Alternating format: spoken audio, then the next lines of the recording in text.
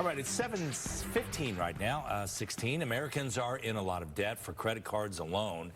We owe more than $1 trillion. And as consumers face some big challenges and big balances, there's another financial threat lurking nearby. On your side, Susan Campbell is here to explain how we can better protect ourselves. There's always a scammer out there. Yeah, so this was kind of flagged for us. A local credit union said they have noticed a significant uptick in their customers coming to them and saying, we think we're in a scam. We think we're stuck. Wow. So they wanted to kind of raise the red flag, and we are all about making sure people know everything they need to. So for a lot of people, debt feels overwhelming. You start searching for help. And there are a lot of legitimate nonprofit credit counseling options out there, but there are also unscrupulous, even scam debt settlement companies that you might find online. A swipe here, a tap there, all of a sudden. So they're really starting to build some debt. And reality hits. It's time to make some changes and get out of debt. But beware.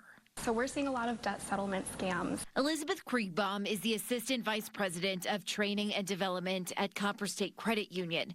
She says some of these debt settlement scams start with unsolicited phone calls. Other scammers pop up in online searches. For individuals who are in debt that don't really know what their resources are, they find that they can be easily manipulated. Once you're on the hook, your debt problem is even worse. It's an unfortunate vicious cycle that we're seeing. Here's one possibility. They're getting into what they believe is debt settlement relief, but it turns out actually there's no written contract, or the verbiage within the contracts is very vague. Here's another potential problem. If they'll ask you to not contact your creditors, that can also really affect your credit. So let's get out of debt the right way. Create a budget and ask for help from legitimate financial resources. Do your research before you sign with any debt settlement companies. Make sure that you're not paying any upfront fees, and make sure that you are getting everything in writing.